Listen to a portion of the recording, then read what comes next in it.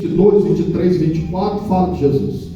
Se você pega vários momentos aqui em Isaías, parece até que ele estava vendo Jesus. E quando chega nos últimos momentos, nos últimos capítulos do livro de Isaías, esse processo de revelação do Messias aumenta. A partir dos 53, ele mostra Jesus morrendo.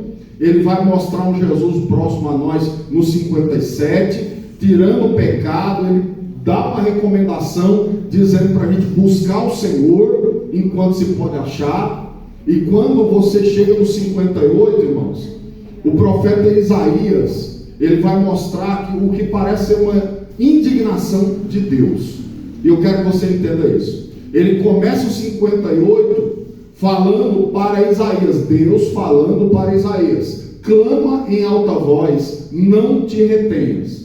Ele está mandando Isaías alertar o povo, exortar o povo, mostrar ao povo o descontentamento de Deus. E Deus vai mostrar um cenário. Irmãos, deixa eu te explicar uma coisa muito interessante que eu já percebi do Senhor. Às vezes Deus vai falar conosco, mostrando que os olhos dele estão vendo diferente dos nossos. Às vezes eu olho e digo que está tudo bem, e Deus está olhando e falando, não tem nada bem. Às vezes eu estou pensando que estou agradando a Deus, e Deus vai dizer, não é dessa forma que eu me agrado. E uma coisa interessante a respeito de Deus, irmãos, quando Deus não se agrada de alguma coisa, generoso, amoroso, Pai bondoso que Ele é, Ele vai nos alertar para que nós não morramos no processo do pecado. Eu acho muito interessante que até a correção de uma mãe, a correção de um pai, é um ato de amor generoso. Quando os irmãos sabem que eu fui criado praticamente a minha adolescência todinha, com 11 anos eu já não tinha pai nem mãe, e eu penso, irmãos, o quanto me falta você ter uma correção, você ter uma mão ali, os seus ouvidos ouvir uma exortação, porque por mais que a criança ou adolescente diga assim, você fala isso porque não me ama, dentro do nosso coração a gente sabe que o pai e a mãe ama sim, e ama muito, a ponto de nos tirar de um caminho de destruição, a ponto de sonhar sonhos para nós. Então eu tenho certeza que quando Deus viu Israel desviando do caminho correto, Deus olhava como um pai cheio de amor e dizia, meu filho, eu não criei vocês para destruição, eu criei vocês para a bênção, eu criei vocês para o céu, eu criei vocês para viver coisas grandes ao meu lado. Então até a exortação de Deus é um ato carinhoso de quem ama como mais ninguém ama. E aqui ele vai falar para o povo, olha, clama esse povo. O que eles estão fazendo de errado? Eles estão fazendo cultos, irmãos. Mas pastor, culto errado? Sim. Logo nos primeiros capítulos, Isaías já tinha falado que havia cultos em Israel que Deus não gostava. Que havia cultos que o povo celebrava e festa que aquele povo costumava celebrar, às vezes 5 vezes ao ano, 3 grandes festas, mais 2 festas regionais. E eles ficavam adorando e brincando e se divertindo e dançando, e eles diziam que estavam fazendo isso ao Senhor. Aí o Senhor olhou para eles e falou, eu não me agrado nas suas festas. Por quê? Porque às vezes dentro do culto a gente esquece de Jesus. A gente chega num local de culto, irmãos, e esquece a quem nós estamos cultuando. Isso é natural do ser humano. Mas glória a Deus que o Espírito Santo vem guiar a igreja, vem colocar a igreja no caminho certo, vem bater na porta do nosso coração, porque o culto ao Senhor é simples, irmãos. Às vezes um glória a Deus, um aleluia, às vezes uma lágrima, fala ao Senhor o quanto nós o amamos. Às vezes não precisa um repertório muito bonito, às vezes só precisa um coração quebrantado para Jesus aceitar o nosso culto. E Deus começa a falar ao povo no 58, dizendo assim, vocês estão jejuando e falando para mim, ei, o Senhor não vai responder ao nosso jejum? O Senhor não vai abençoar a nossa causa? E Deus começou a proferir contra aquele povo, porque Deus começou a mostrar para eles que as ações deles eram ações que não passavam pelas portas do céu. Como assim? Porque uma coisa que Deus faz que muita gente não sabe, crente verdadeiro sabe. Deus, quando recebe algo das nossas mãos, Ele não recebe pelo tamanho da oferta, Ele recebe pelo jeito como o seu coração colocou a oferta no altar. Uma coisa que Deus sempre vai fazer, Ele vai optar em um coração que realmente o ama voluntariamente e coloca o seu melhor. Mas o meu melhor é tão pouquinho. Esse pouquinho diante do Senhor é muito, quando é feito com todo o coração. Mas aquele povo não. Eles estavam cumprindo religiosamente o calendário judaico. Eles jejuavam a sexta-feira 18 horas até o sábado às 18 horas. Eles faziam festas santas. Eles seguiam, irmãos, todos os procedimentos que o sacerdote mandou. Mas o coração deles não se curvava diante de Deus. O jejum, irmãos, ele é algo fantástico, ainda para a igreja. O jejum é um símbolo de contrição, de quebrantamento. A gente quebranta o nosso corpo, as nossas vontades, o desejo de se alimentar, e no processo do jejum a gente rega com adoração, com leitura da palavra, e isso aí vai entregando ao Senhor o nosso devocional, e o Senhor recebe isso, e Ele vai abençoando, aumentando nossa espiritualidade, nossa sensibilidade, nossa capacidade de entender a sua palavra. Amém? É um processo muito interessante. Mas o povo não fazia isso. Eles estavam religiosamente cumprindo tabela. E o que estava acontecendo? Enquanto eles ficavam sem comer, eles já imediatamente diziam: Deus, olha só o meu sacrifício, o Senhor não vai me dar nada não? O Senhor não vai me responder com alguma bênção, alguma benevolência? Tem gente que fala assim: eu vou ofertar na igreja porque eu quero carro novo. Eu vou dizimar na igreja porque o Senhor vai me dar 100 vezes mais. E ele já começa a calcular. Há uns 20 anos atrás eu conheci um homem, ele já morreu, e esse homem falava assim: olha, eu estou indo na igreja lá, eu fiz um voto, vendi minha moto, dei o dinheiro inteirinho lá, e falei para o pastor: até o final do ano eu quero um caminhão, se eu não tiver um caminhão, eu vou falar mal do Deus de vocês. E naquela época eu era novo convertido, não tinha nem 6 meses de crente, mas eu falei para ele, olha, o Deus que eu conheci na igreja não trabalha assim não, lá não é título de capitalização não. Lá você oferta com o coração inteiro, Jesus abençoa do jeito que Ele quer. Agora troca, meu Deus, não faz.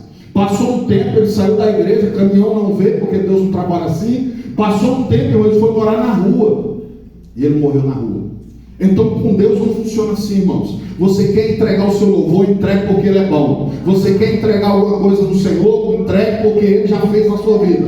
Mas nunca tem que fazer troca, porque Deus não aceita esse tipo de coisa. E um coração que se coloca diante de Deus da maneira correta, com a intenção correta, aí Deus não despreza de jeito nenhum. É isso que diz o Salmo 51. Um coração quebrantado e contrito não desprezará, ó Deus. E aí chega um momento que eu li para os irmãos, que Deus olha para aquele povo e diz assim: enquanto vocês estão jejuando, vocês se trancam dentro de casa, e tem gente passando fome de verdade lá de fora. Vocês estão oprimindo pessoas, e vocês acham que a injustiça de vocês vale mais do que... Irmãos, não vale. A injustiça colocada na balança, o jejum de vocês não cobre. E Deus vai falando para isso. Aí chega aqui no capítulo, no versículo que eu li com os irmãos, a partir do 6, onde ele olha para aquele povo e fala assim: calma, deixa eu instruir vocês o caminho da vitória.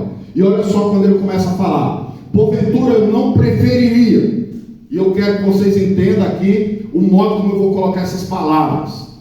Porventura Deus não prefere, em vez de você cumprir um rito religioso, que você estenda a mão para quem precisa, que você alimente quem tem fome, que você quebre os laços da injustiça, que você se coloque na situação do outro. Irmãos, a empatia do crente é algo que vem do céu. É você olhar para outro, o Espírito Santo já te revelar o sentimento, a tristeza, a necessidade, e quando você faz isso, Deus vai usar você para abençoar o outro.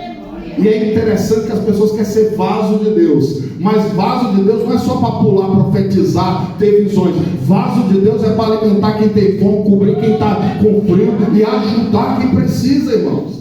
E ele vai deixar claro isso nesses 2 versículos, o 6 e o 7. Porém, quando chega no 8, aí eu começo a pregar de verdade, foi só a introdução. Ele diz assim: olha, para alguém que entende a vontade de Deus, a espiritualidade, ela vai estar atada a um coração que sente o que Deus sente, a um pensamento que entende os pensamentos de Deus. Como assim? Deus quer abençoar pessoas que estão passando por dificuldade. Capítulo 4 do livro de Lucas, quando Cristo abre o capítulo 61, aqui mesmo de Isaías, ele vai dizer que ele é ungido de Deus. Deus me ungiu para quê? Para quebrar, irmãos, as cadeias dos cativos, para cuidar dos pobres e oprimidos, para abençoar e mostrar o dia aceitável do Senhor. Quer dizer, quando alguém está perdido, Cristo vem anunciando: ei, a tua perdição acaba agora, porque eu sou o caminho que leva para o céu. E a igreja tem depositado em suas mãos essa tarefa tão linda, irmãos, e essa capacidade. Eu chamo de capacidade, porque quando você chega dentro de uma casa, em nome de Jesus, pregando o Evangelho e orando ao Pai, Deus restaura a família, Deus muda as famílias, Deus restaura a casa, e isso está provado aqui nesse texto. Então, vem comigo, verso 8. Quando você entender o processo de Deus trabalhar através de você, olha só: então romperá a tua luz como a alva, e a tua cura apressadamente brotará. Irmãos, a igreja que vai ser usada para curar é uma igreja que foi curada. Um irmão, uma irmã que Deus usa para curar terceiros é uma pessoa que já experimentou a cura de Jesus. Irmãos, eu quando chego aos pés do Senhor, eu chego quebrado, eu chego totalmente arrebentado. Irmãos, quando eu me aproximei de Jesus, o pecado já tinha tomado conta, a opressão, a depressão, todos os problemas que às vezes nem nascem de fora, nascem de dentro, estavam me consumindo. Jesus, ele me recebe, ele me limpa, ele perdoa meus pecados, mas não para por aí não é uma questão só de pecado. Primeiro Deus perdoa o pecado, depois ele cura a tua alma, depois ele cura o teu corpo. O processo de cura vem junto com a salvação. Eu acho interessante que ele fala isso. Certa vez ele curou um paralítico, e as pessoas olhou e falaram assim: peraí, ele tinha ofertado perdão, perdoados estão os teus pecados. Aí os fariseus olharam para ele e falaram assim: esse homem está blasfemando, ele quer ser Deus, perdoar pecado? Aí Jesus olha e diz assim: ei, o que você acha mais fácil? Perdoar pecado ou curar? E as pessoas ficaram batendo cabeça, que é assim que o ser humano é um agente de Deus. Jesus olhou para o homem e falou assim: levante e anda. O homem levante e anda. E eles ficaram bestas com aquela situação. Jesus provou para nós uma coisa muito interessante: junto com o perdão vem cura. Junto com o perdão, o trabalho de Deus, irmãos, mais significante para a vida do ser humano é a cura da nossa alma, o perdão do nosso pecado e o nosso nome escrito lá no céu. Mas junto com tudo isso, Jesus ainda tem curado gente aqui embaixo. Jesus cura o corpo, Jesus cura a alma, Jesus cura. Isso é uma coisa que eu não posso negar. Pastor, mas eu ainda tenho minhas enfermidades. Irmãos, o tempo de Deus.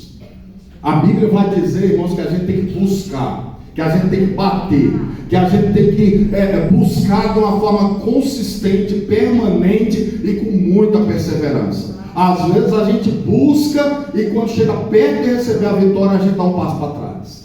E eu vou falar para você: Deus é fiel para cumprir a sua vontade na nossa vida. E aqui ele vai dizer: então romperá a sua luz. Irmãos, lá no capítulo 5 da carta aos Efésios, Paulo disse isso: antes vocês eram trevas, agora vocês são luz do Senhor. A Bíblia vai dizer que ele nos resgatou do reino das trevas e nos colocou no reino da luz.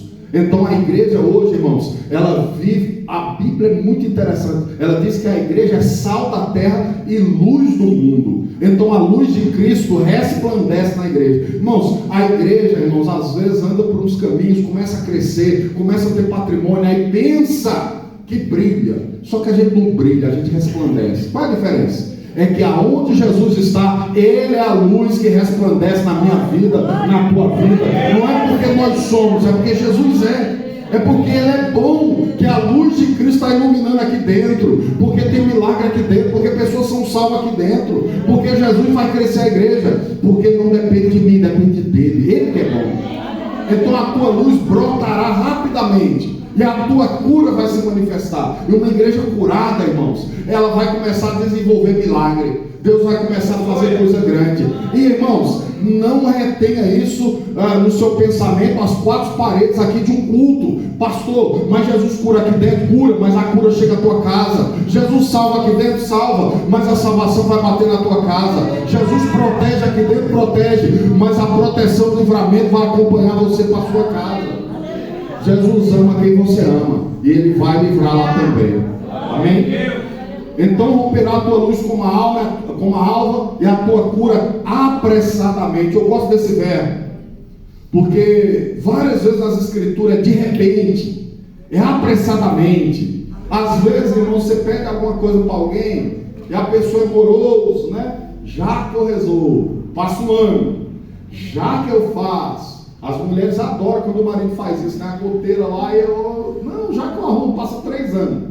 Mas com Jesus não é assim não. Quando Ele determina o tempo certo, irmão, vai ser de repente, você não espera, o cenário não mostra, mas Jesus faz. É obra de Deus. A porta se abre, a cura vem, Jesus faz do jeito que Ele sabe fazer, bem feito.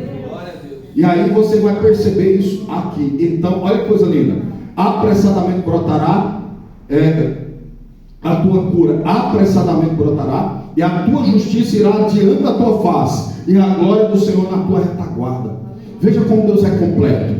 Vem a luz do Senhor brilhando sobre a igreja. A igreja é curada dos seus pecados, das suas mazelas, dos seus reveses. E além disso tudo, a glória do Senhor está na frente, mas também está atrás. Você vai andando, o inimigo tentando se levantar contra você, mas não pode. Por quê? Porque a glória do Senhor te guia para frente, mas te protege para trás. Porque ninguém consegue, irmão, pastor, eu tenho medo, porque os meus inimigos estão me buscando, armando armadilhas, eu não posso virar as costas. Pode, porque nas suas costas Deus colocou glória, poder e anjos poderosos para te proteger. Eu não tenho problema nenhum com isso. Às vezes o irmão chega para mim, pastor, estão falando mal de você. Deixa falar. O que importa é o que Jesus está falando a nosso respeito. O que importa é quem está do nosso lado. Quem está contra, irmão, não importa muito. O que importa é quem está do nosso lado. Maior que está conosco que aquele que está no mundo. Muito interessante isso, irmãos. Na nossa retaguarda, tem irmãos que tem medo até de ir no banheiro de madrugada. Tem capeta, tem macumba. Irmão, esquece capeta, esquece macumba. A glória do Senhor está na tua retaguarda. Jesus está na tua vida. E é isso que importa. E é isso que importa. Oh, irmãos, coisa linda. Aí o verso 9. Então clamarás. E acho interessante que ele sempre vai ter essas proposições e vai sempre interligar. Olha, vai vir assim, todavia, porém, então, quer dizer, está somando ações de Deus na nossa vida. Irmãos, Deus faz muita coisa. A gente pede uma, Deus faz 10. Às vezes a gente espera uma e Deus está fazendo dezenas de coisas a nosso respeito. A gente não pode ensinar Deus a trabalhar, porque Ele trabalha tão bem. Ele é tão completo do jeito que Ele faz, que a gente fica surpreso. Nada surpreende a Deus, mas todo dia eu me surpreendo com o Senhor. E aí Ele vai dizer aqui no verso 9: então clamarás, aí o Senhor te responderá, gritarás, Ele dirá, eis-me aqui. Ô irmãos, a igreja curada é uma igreja que ora e Deus responde. Tem tanta gente orando e Deus não está respondendo. Pastor, mas isso é Bíblia. A Bíblia diz lá em Tiago, pedis e não recebeis, porque pedis mal para vosso próprio contentamento. Jesus diz no capítulo 15 de João, se minhas palavras estiverem em vós, vós estiveres em mim, pede tudo que eu vos farei. Por quê? Porque quando você tem Jesus no coração e está impregnado de palavra na tua mente, você vai orar aquilo que Jesus quer ouvir, você vai pedir aquilo que Jesus quer fazer, e você vai ver milagre, oração respondida, portas abertas e salvação na vida das pessoas. Então, você vai gritar e Deus vai dizer, eis-me aqui. Lembra que eu falei de um pai amoroso? Pai amoroso, irmãos, é assim, dorme com o olho aberto. Quando a gente tem criança em casa, não é assim? A criança vira de lado, a gente escuta o barulho do colchão. E Deus é assim, a Bíblia diz que Ele não tosquenejará, Ele não dormirá, Ele não cochila. Deus está pronto a responder. Quando você pede socorro, Ele vai te atender e Ele vai estar lá na hora precisa, nem depois nem antes, na hora exata. Deus vai atender a tua oração. Pastor, eu acho que Ele esqueceu de mim. Esquece não. Deus não esquece de ninguém, Deus não atrasa com ninguém. Deus tem um momento exato. Depois que faça todo o aprendizado, Deus se levanta para colocar aprovado, e você vai receber a tua vitória. Olha que coisa linda. Verso 9. Então você clama. Nossa parte é clamar, irmãos. Tem gente que não clama, ele reclama, e é diferente. Irmãos, lá no capítulo 15 de Êxodo, eu preguei aqui, eu acho que esses dias sobre isso. O povo saiu do Egito, viu um milagre, mar aberto, praga sobre o Egito, livramento sobre Gozen, que era a terra que eles moravam. Mas quando atravessou o mar, Eles tiveram sede, e a água era amarga, chamava Mara, aquele lago que tinha lá, um oásis. E eles falaram: a água não presta, salobra, agora nós vamos morrer aqui. E começaram a murmurar. Veja só, acabaram de ver milagre, acabaram de ver Deus agindo, mas eles tinham um coração de escravo ainda. Aí o que é que Deus vai fazer? Deus vai consertar o problema da água, a água vai ficar pura, vai ficar saborosa, e eles vão poder beber. Mas Deus não faz só isso. A Bíblia diz que Deus agora vai entregar para eles mandamentos, estatutos, e vai falar uma coisa para eles: quando vocês precisar, clama a mim. Eu sou Yahvé Rafá, o Deus que vos sara, o Deus que te cura. Como assim, pastor? O que isso quer dizer? Que às vezes, irmãos, aquele coração e aquela mente de escravo aprenderam a reclamar, a morrer reclamando. Ele agora está dizendo: não, vocês não são mais escravos, vocês são meus filhos. Aprenda a pedir, não reclamar. Eu sou um pai que dá. Vocês pedem água, eu dou água. Vocês pedem pão, eu dou pão. E assim vocês vão aprender que eu sou o Deus que restaura, eu sou o Deus que cura, eu sou o Deus que sara. Às vezes a gente vem com a mente lá do mundo: ó vida, ó céus, ó azar, nada dá certo para mim. O que vai acontecer, irmãos? Você vai atrair aquilo que você fala. O apóstolo Tiago, mais uma vez, ele vai dizer que a nossa boca não pode ser um manancial de duas águas. Eu não posso ficar amaldiçoando e bendizendo. Então eu tenho que aprender, irmão. Jesus vai fazer, Jesus é bom, Ele está na hora. Se eu não recebi ainda, é porque não é hora, mas Jesus sabe como trabalhar. E quando eu começo a falar, irmãos, o primeiro que vai se convencer sou eu mesmo. A minha fé vai aumentar e a graça de Deus vai vir sobre a minha história. É oração respondida na certa. Irmão, você está recebendo orações aí que você fez há anos. Jesus está fazendo na minha vida, irmãos. Quantas vezes profetizaram na minha vida? Vai acontecer aqui. Esses dias o Sander veio aqui, pregou no culto de missões, se eu não me engano. E um ano atrás ele profetizou para mim, irmãos, uma situação, um cenário totalmente contrário. Ele encostou em mim e falou assim: vai acontecer assim, assim, assim. E, irmãos, em poucos meses, tudo que foi profetizado foi acontecendo na ordem cronológica. E eu falei para ele: ó, lembra que você falou assim? Já está na minha mão. Lembra que você falou assim? Já está na minha mão. Porque o Deus que fala é o Deus que se responsabiliza. Então quando você clama, Deus escuta. Quando Ele fala, é uma promessa que Ele não volta atrás. Olha que coisa linda. Você está escutando, você está entendendo, e você pode glorificar a Deus por essa palavra? Glória a Deus, aleluia. Só que tem um adendo, essa é a parte A. Eu vou falar a parte B, você vai ficar com raiva de mim, mas só um minutinho. Diz assim, o capítulo 2, ele não termina de forma tão linda. Ele diz assim: eis-me aqui, o Senhor fala, acontecerá isso quando? Você tirar do meio de você o julgamento. Você tirar do meio de vocês a fofoca. Você tirar do meio de vocês o dedo acusador. Eita Jesus. Pessoas que oram e recebem, ela não pode ficar apontando o dedo para os outros. Pessoas que oram, colocam a sua boca na intercessão, não pode ficar falando mal do irmão. Então a fofoca impede a oração. O estender de dedo, o julgamento. Tem gente que julga demais. Nosso papel aqui não é de juiz, nosso papel aqui é de pregador do evangelho. Então quando nós olhamos para as escrituras, você vai perceber que tudo que Jesus prometeu, Ele fez. Então se Jesus prometeu que Ele vai regenerar, que Ele vai transformar, o tempo meu vai ser um, o seu vai ser outro, mas Ele vai chegar no final dessa história. É Deus que faz. E qual é o meu papel? Usar minha boca para abençoar. Usar minha boca para exortar. Exortar é julgar? Não. Exortar é acusar? Não. Exortar é encorajar a pessoa a sair do erro.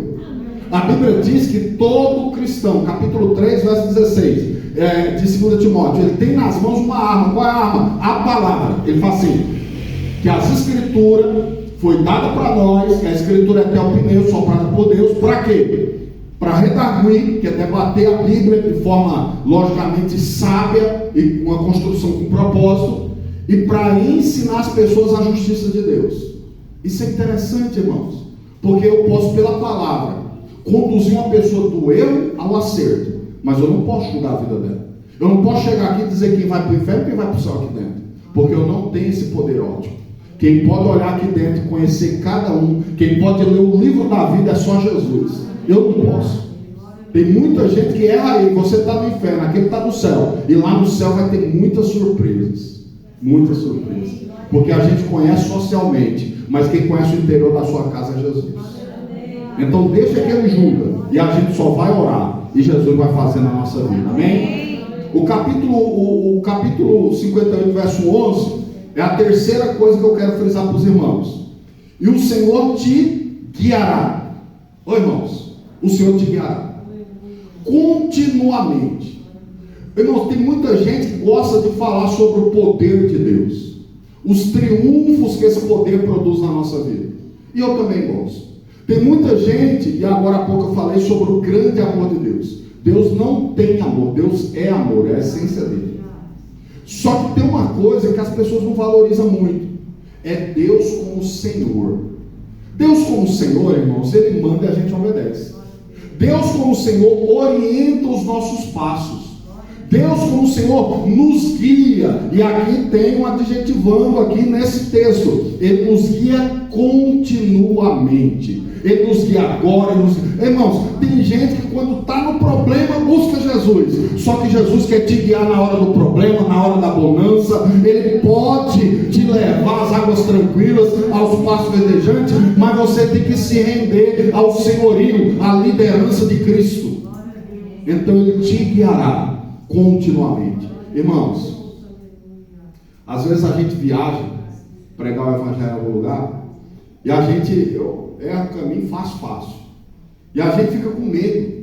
Esses dias eu estava num lugar cheio de curva, e eu olhava para a maré, o GPS pifa no meio dos montes, a gente fica apreensivo, a gente fica ansioso, a gente fica com medo. Mas quando a gente está com uma pessoa do lado que conhece o caminho, que chega assim e fala assim: vira ali, eu moro aqui, eu conheço isso daqui com os olhos fechados, você não fica tranquilo? Então caminhar nessa vida cheia de preocupações, cheia de reveses, cheia de lutas, seria impossível para nós, se o dono dessa casa não estivesse andando do nosso lado. Se o Todo-Poderoso, o Eterno, aquele que é onisciente, onipresente, onipotente, não estivesse guiando a minha vida e a tua vida. Eu posso, irmãos, crer e confiar, porque Jesus está dentro do meu barco. Ele sabe navegar nesse mar da vida. Ele não vai me deixar em qualquer encosta. Ele prometeu me levar até o céu, e eu não vou errar o caminho, desde que Ele esteja guiando a minha história. É Ele que guia, é Ele que orienta. Então nele eu tenho tranquilidade. É muito bom, irmão, quando a gente está com alguém que conhece o caminho. Jesus conhece esse caminho. Então o Senhor te guiará continuamente, e fartará a tua alma em lugares secos, e fortificará teus ossos, e serás como um jardim regado, e como um manancial cujas águas nunca faltam. Isso aqui parece o Novo Testamento, a promessa do Evangelho. Quando ele diz que ele vai te guiar, existe essa promessa lá no capítulo 14 e 15 de João. Ele diz assim: eu vou para o Pai, mas não vou deixar vocês órfãos, vou enviar outro Consolador. A palavra Consolador, Paracletos, ele vem de um termozinho que significa alguém que está do lado. É aquele caso do guia. É alguém que vai nos guiar. O Espírito Santo, sabe o que ele faz? Ele nos ensina, ele nos lembra, ele nos guia, ele nos ajuda. E você tendo o Espírito Santo dentro de você, lá em 1 Coríntios, Paulo vai dizer que o Espírito Santo não está conosco, ele está dentro de nós. Vós sois o templo do Espírito Santo. Então ele vem nos guiar da maneira correta. E quando ele vai nos guiando, olha só a coisa linda, ele vai fartar nossa alma, ele vai de dentro para fora. Foi o que Jesus disse para a samaritana: do seu interior vai fluir água, e vai ser água viva. É um jogo que não acaba, não é apenas uma bacia, um açude, um tanque, é um manancial que não vai cessar, porque Jesus, ele vai plantar dentro de nós algo imbatível. Eu estou passando um tempo de luta, o manancial secou. Esse manancial não seca na luta, esse manancial não seca na adversidade. Quando é Jesus que planta, irmãos, vai jorrar para a vida eterna. Essa é a frase que Jesus usa: vai jorrar para a vida eterna. Começa, mas não termina. Amém? Então fartará a alma em lugares secos, fortificará seus ossos, e serás como um jardim regado. Irmãos, deserto do Oriente Médio, quando você achava um oásis ou um jardim, a gente pensa um jardinzinho no quintal da nossa casa. Mas nesse caso não era, irmãos. Era um pequeno bosque, que geralmente tinha um tanque, que vinha de um poço, que abastecia e fazia com que tivesse árvores, com que tivesse frutos. E uma coisa muito simples no deserto, para nós a gente não dá muito valor, porque hoje vai ser tanto conforto, mas sombra. Sombra no deserto é questão de vida e morte. Uma árvore pode não ter fruto, mas tendo umas folhagenzinhas, já conseguia proteger um viajante no meio do deserto. E ele está dizendo, ó, quando eu entrar, eu vou transformar, eu vou curar teus ossos, eu vou fazer fluir a água da vida. Só que tem uma coisa, eu vou fazer de vocês um jardim. E o que é jardim? É um lugar de proteção para o viajante, para o peregrino, para o forasteiro. Talvez você não entendeu, mas às vezes a igreja não entendeu que a sua natureza é ser um jardim regado no meio do deserto. Quem passa aqui fora, irmãos, passa em agonia, passa em tristeza, passa em depressão, passa com problema na alma, passa querendo morrer, se suicidar. Mas aqui dentro tem água da vida, aqui dentro tem um jardim regado, aqui dentro tem refrigério para a nossa alma, tem palavra de vida, tem ação do Espírito Santo. É isso que a igreja tem que ser, um jardim regado. Um lugar onde você entra morto e sai vivo, ressuscitado pelo poder do Espírito Santo. Olha que coisa linda. E você é um jardim regado. Não é só a igreja como denominação. Cada um de nós, irmãos, somos um manancial. Porque o Espírito Santo plantou isso aí. Irmãos, o 12 para a gente encerrar. E os que de ti procederem edificarão os lugares antigamente assolados. Então ele olha para Israel, a igreja do Velho Testamento, e diz assim, ó, vou iluminar vocês, vou guiar vocês, vou tornar vocês um manancial, vou tornar vocês um jardim regado, frutífero. E os lugares que estavam assolados, vocês vão reconstruir. Os lugares que estavam destruídos, vocês vão reconstruir. As estradas que estavam rotas não levavam para lugar nenhum, vocês vão arrumar elas e elas vão levar para o céu. Irmãos, esse é o papel da igreja que eu mais amo quando chega nessa parte. Vocês têm poder de entrar no seio da família de vocês e transformar o que está destruído há várias gerações. Família que vivia em adultério, consertada em nome de Jesus. Família que vivia na bebida, na droga, consertada em nome de Jesus. Família dividida, pai não fala com a mãe, filhos não falam com os pais. Jesus vai consertar, em nome de Jesus vai ser consertado. Lugar que as crianças já dizem, esse lugar é um inferno. Agora não, Jesus vai entrar e não tem mais inferno, agora é céu. Jesus vai transformar no céu. Vai ter paz ao entrar, vai ter paz ao sair. Jesus vai consertar, Jesus vai consertar, e essa casa vai ser o céu na terra.